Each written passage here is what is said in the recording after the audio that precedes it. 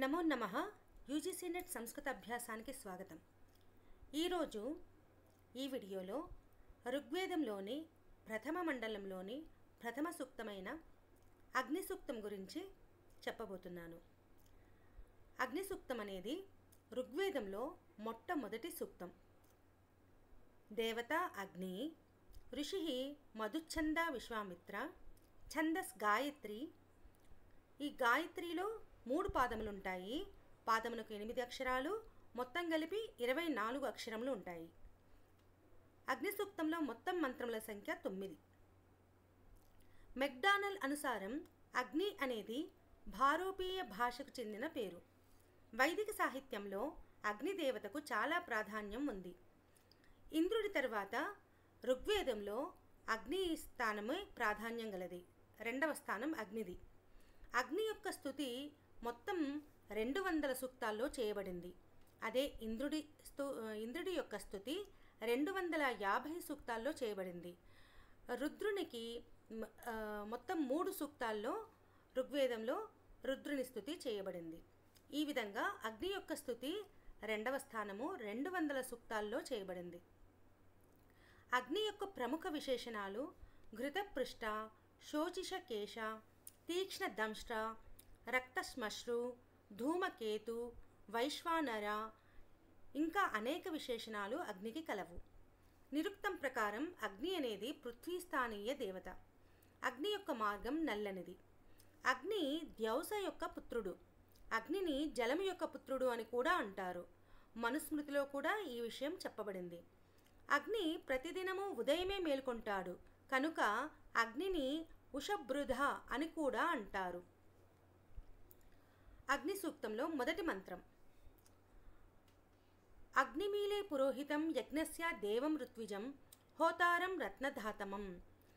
నేను అంటే మంత్రదృష్ట అయిన మధుచ్ఛంద విశ్వామిత్ర ఋషి అగ్నిని స్తుతిస్తున్నాను. అగ్నిమీలే పురోహితుడైన అంటే దేవతల పురోహితుడైనటువంటి అగ్నిని, యజ్ఞమునకు ఋత్విజుడైన అగ్నిని, హోత అయిన అగ్నిని అంటే దేవతలను ఆహ్వానించే అగ్నిని, రత్నధాతమం అంటే అడిగిన వారికి రత్నములను అంటే యజ్ఞ ఫలములను ఇచ్చే అగ్నిని నేను స్తుతిస్తున్నాను. దీంట్లో పురోహితం, ఋత్విజం, హోతారం, రత్నధాతమం ఇవన్నీ కూడా అగ్నిదేవత యొక్క విశేషణాలు. 2వ మంత్రం. అగ్ని పూర్వేభి ఋషిభిరీడ్యో నూతనైరుత స దేవా ఏహ వక్షతి. ఏ అగ్నిదేవత అయితే పూర్వకాలీన ఋషుల చేత అంటే భృగు, అంగీరాది ఋషుల చేత స్తుతించబడెనో మరియు నూతన కల్ప వేదజ్ఞులతోనూ స్తుతించబడుతున్నాడో ఆ అగ్నిదేవత ఈ యజ్ఞములో దేవతలను ఆవాహనం చేయుగాక. అంటే అగ్ని పూర్వపురుషులతోనూ మరియు నూతన ఋషులతోనూ కూడా స్తుతించబడేవాడు అని. 3వ మంత్రం. అగ్నినా రైం అశ్నవత్ పోషమేవ దివే దివే యశసం వీరవత్తమం. స్తోత ద్వారా స్తుతించబడినంతనే వృద్ధి చెందే అగ్నిదేవత యజమానులకు ప్రతిదినము వృద్ధి చెందేటువంటి ధనము, యశస్సును, వీరపుత్రులను ప్రసాదించును. ఇక్కడ రైం అంటే ధనం అని అర్థము. ఇది ఇంతకుముందు ప్రశ్నపత్రంలో వచ్చిన ప్రశ్న. 4వ మంత్రం. అగ్నేయం యజ్ఞమధ్వరం విశ్వతః పరిభూరసి స ఇద్దేవేషు గచ్చతి. హే అగ్నిదేవా, నీవు అందరినీ రక్షించుటలో సమర్థుడవు. నీవు ఏదైతే అధ్వరమును అంటే అధ్వరము అంటే హింసారహితమైన యజ్ఞమును అన్ని వైపుల నుండి ఆవరించి ఉంటావో ఆ యజ్ఞము అందరూ దేవతల వరకు చేరును. 5వ మంత్రము. అగ్నిహోత కవిక్రతు సత్యశ్చిత్రస్రవస్తమః దేవో దేవేభిరాగమత్. హే అగ్నిదేవా, నీవు హవిని ప్రదానం చేసేవాడవు. జ్ఞాన మరియు కర్మల సంయుక్త శక్తి యొక్క ప్రేరకుడవు. కవిక్రతు అనే దానికి ఈ వాక్యం అర్థము. సత్యరూపము మరియు విలక్షణ రూపయుక్తమైన వాడవు. నీవు దేవతలతో కలిసి ఈ యజ్ఞంలో పాల్గొనుము. 6వ మంత్రం. యదంగదాశుషే త్వం అగ్నే భద్రం కరిష్యసి తవేత్తత్ సత్యమంగిరః. హే అగ్నిదేవా, నీవు యజ్ఞం చేసే యజమానికి ఏదైతే ధనము, ఆవాసము, సంతానమును మరియు పశు సమృద్ధిని కలుగచేస్తావో, దాని ద్వారా జరిగే కళ్యాణము అంటే మేలు, భవిష్యత్తులో చేయబోయే యజ్ఞముల ద్వారా ఆ కళ్యాణము తిరిగి నీకు ప్రాప్తించును. దీంట్లో దాశుషి అనేది కూడా ఇంతకుముందు ప్రశ్నాపత్రంలో వచ్చిన ఒక ప్రశ్న. దాశుషి అనేది చతుర్థి విభక్తి ఏకవచనంలో ఉంది.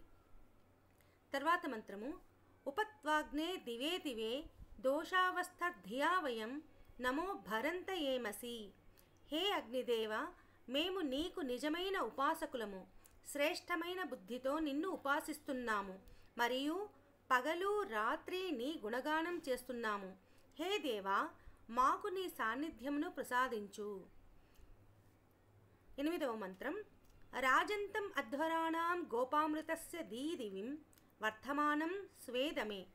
గృహస్థులమైన మేము దీప్తిమంతుడైన, యజ్ఞమును రక్షించేవాడైన, సత్యవచన రూపమైన వ్రతమును ఆలోకించేవాడైన, యజ్ఞస్థలంలో వృద్ధిని పొందే అగ్నిని సమీపంలో స్తుతిస్తున్నాము. దమే అంటే గృహే, అంటే ఇక్కడ అగ్ని యొక్క గృహము అంటే యజ్ఞశాల యందు. దీదివిం అంటే పౌనఃపుణ్యం, అంటే పునః. 9వ మంత్రం స నః పితేవ సూనవేగ్నే సూపాయనో భవ. స నః పితా ఇవ పితేవ సూనవేగ్నే సూపాయనో భవ. స చ నః స్వస్తయే.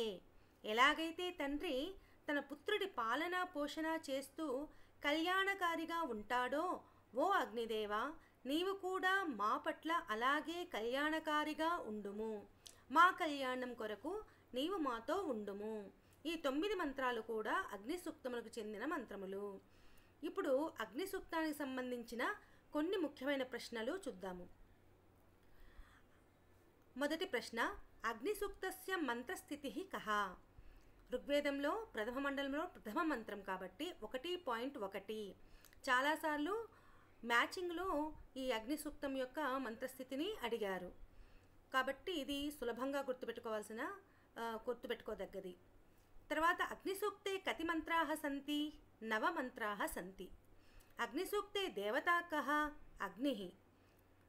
అగ్నిసూక్తస్య ఋషిః కః? మధుచ్ఛంద లేదా మధుచ్ఛంద విశ్వామిత్ర. అగ్నిసూక్తే ప్రయుక్త ఛందః అస్తి. కః ఛందః? గాయత్రీ ఛందః.